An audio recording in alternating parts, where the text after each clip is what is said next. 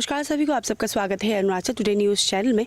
जब भी हम रिपोर्ट बनाते हैं, मुद्दे की बनाते हैं, लोगों की भलाई के लिए बनाते हैं, वो तो आप सभी जानते हैं। उसके अलावा हम देखते हैं कि अगर अरुणाचल के लिए और साथ ही साथ अरुणाचल के लोगों के लिए कुछ अच्छा होता है, कुछ भला होता है, वो चीज़ों को भी हम हाईलाइट में लाने की कोशिश करते हैं। वैसे तो आप सभी को पता है कि 2024 का इलेक्शन का जो वोटिंग कास्टिंग हो चुका है, जिसको लेकर भी हमने हाल ही में बनाया था एक रिपोर्ट, जहाँ पे फर्स्ट टाइम अरुणाचल की हिस्ट्री में पहली बार ट्रांसजेंडर्स के द्वारा भी वोटिंग कास्ट किया गया था। लेकिन इस वक्त हम जो बात करेंगे वो कहीं ना कहीं इलेक्शन तो रिलेटेड है, लेकिन भी अरुणाचल में पहली बार कह सकते हैं एक डिस्ट्रिक्ट के डीसी कम डिस्ट्रिक्ट इलेक्शन ऑफिसर एक महिला थी, और साथ ही साथ सुपरिटेंडेंट ऑफ पुलिस वो डिस्ट्रिक्ट के वो भी महिला थी, और कई पोलिंग स्टेशन के जो टीम लीडर वो भी महिला ही थी। तो इसीलिए हम चाहते थे कि ये चीज़ आप सब तक पहुँचाएँ, क्योंकि ये चीज़ भी पहली बार हुआ है अरुणाचल प्रदेश में।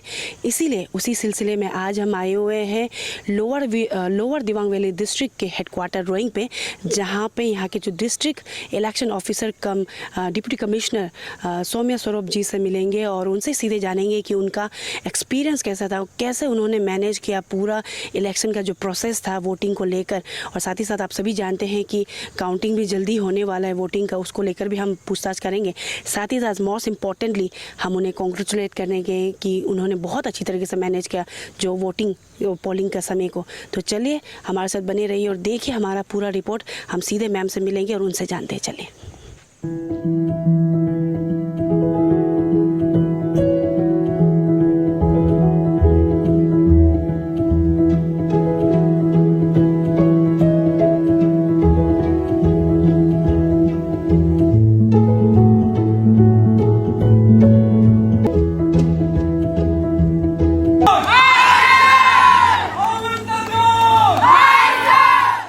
हमारे साथ डिप्टी कमिश्नर कम district election officer Saumya Swarup जी है, जो लोअर दिबांग वैली से है।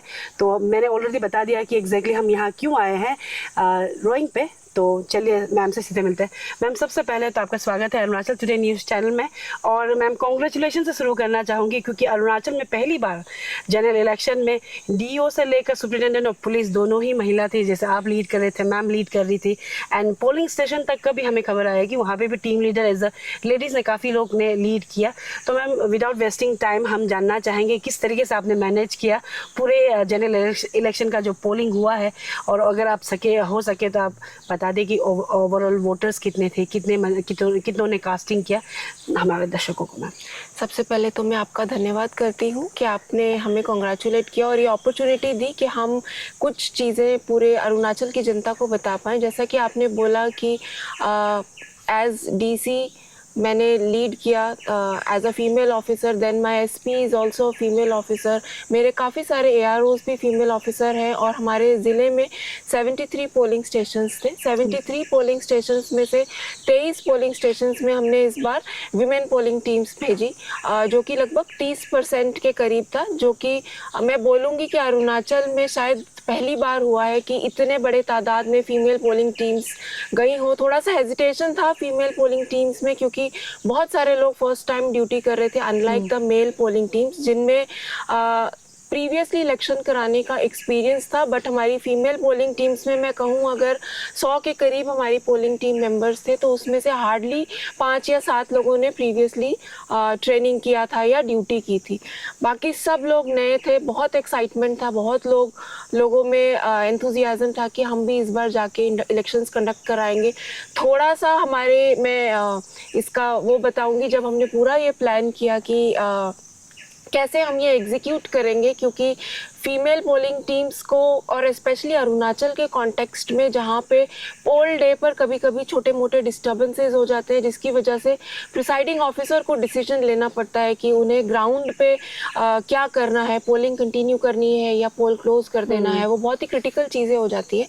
तो उसका ध्यान में रखते हुए हमने फीमेल पोलिंग टीम्स को after the first round of training हमने एज अ टीम उनको सेपरेटली ट्रेन किया, ताकि हम एक कॉन्फिडेंस बिल्डिंग कर सके। हम उनमें ये विश्वास एक पैदा कर सके कि आप लोग भी कर सकते हो। इसके अंदर में ऐसी कोई चीज़ नहीं है, जब मैं एक फीमेल ऑफिसर होके, एसपी एक फीमेल ऑफिसर होके हम पूरे डिस्ट्रिक्ट को लीड कर सकते हैं, तो वो एक पोलिंग टीम्स को ज़रूर लीड कर सकते हैं। साथ ही साथ मैं ये भी बताना चाहूँगी कि ECI ये के काफ़ी सारे नॉर्म्स हैं कि अगर हम किसी पोलिंग स्टेशन में फीमेल्स को भेजते हैं तो हमें बहुत सारी चीज़ें इंश्योर करनी है, जैसे उनका अकोमोडेशन हो गया, खाना पीना हो गया, डिस्टेंस हो गया, नंबर ऑफ वोटर्स हो गए। तो वही चीज़ें हमने ध्यान में रखते हुए कोशिश की कि हम उनको दूर के पोलिंग स्टेशंस में ना भेज के पास के पोलिंग स्टेशंस में भेजें, क्योंकि एक्सपीरियंस बहुत इंपॉर्टेंट चीज़ है। ऐसे पोलिंग स्टेशंस में भेजें जहाँ पे लॉ एंड ऑर्डर होने के चांसेस कम है, और पोलिंग के लिए जो लोग आएंगे वो भी डिस्टर्बेंसेस ज़्यादा क्रिएट नहीं करेंगे।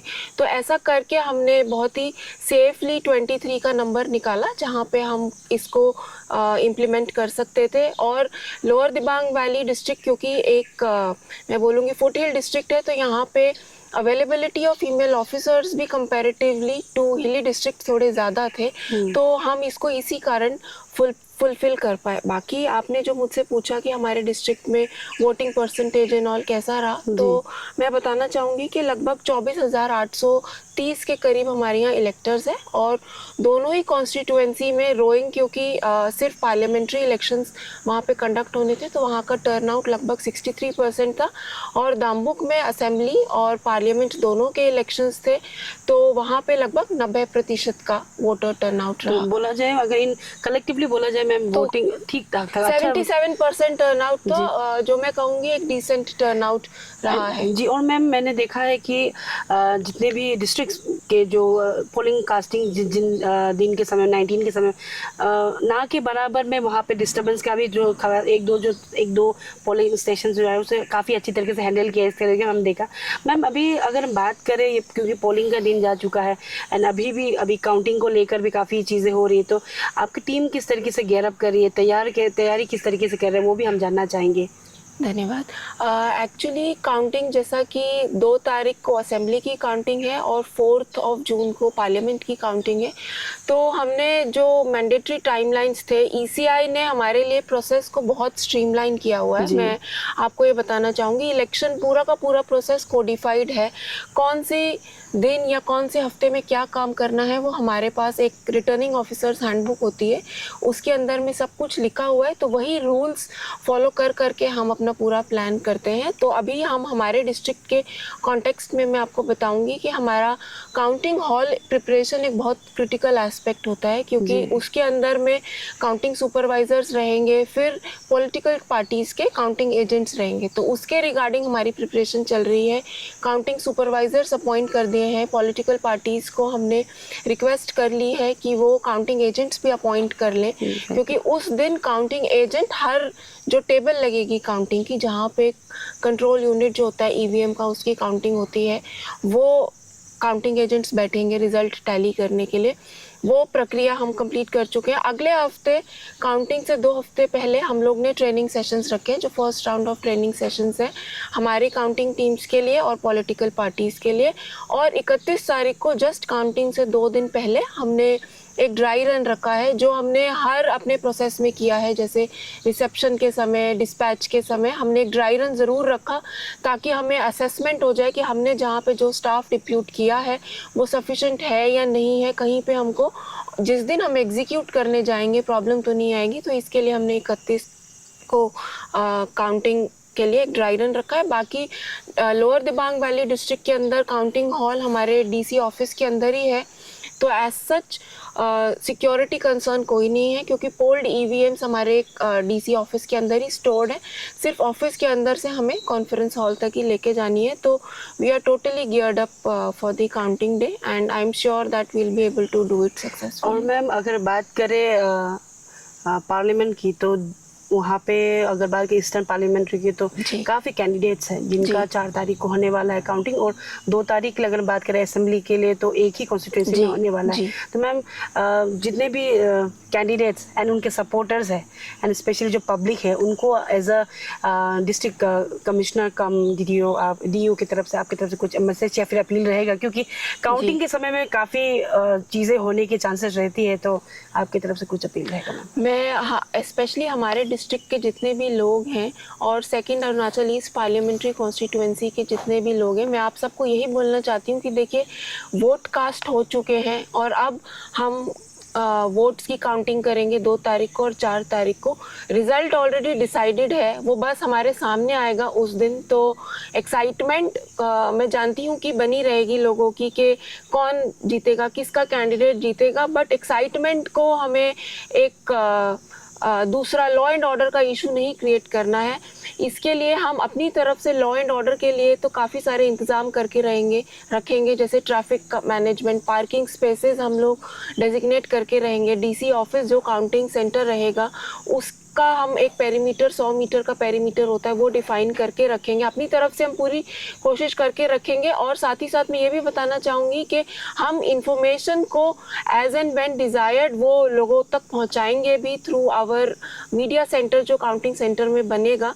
तो आप लोग ये इस चीज़ का ज़रूर हमें सपोर्ट करिएगा कि काउंटिंग सेंटर के अंदर जो हो रहा होगा वो एक लिमिटेड दायरा है, वहाँ पे सब लोग नहीं जा सकते, बट उसके बाहर में हम टाइम टू टाइम इंटीमेशन ज़रूर बताएंगे और कोशिश यही करिएगा कि छोटी छोटी चीज़ों को बड़ा ना बनाया जाए। जैसा मैंने पहले बोला कि रिज़ल्ट ऑलरेडी डिसाइडेड है, वो हमारे सामने आएगा, बस उस दिन हमारी यही रिक्वेस्ट है कि हमें पूरा प्रोसेस फॉलो करना है। ईसीआई के जो जो नॉर्म्स हैं हम उसी की तरीके से चलेंगे।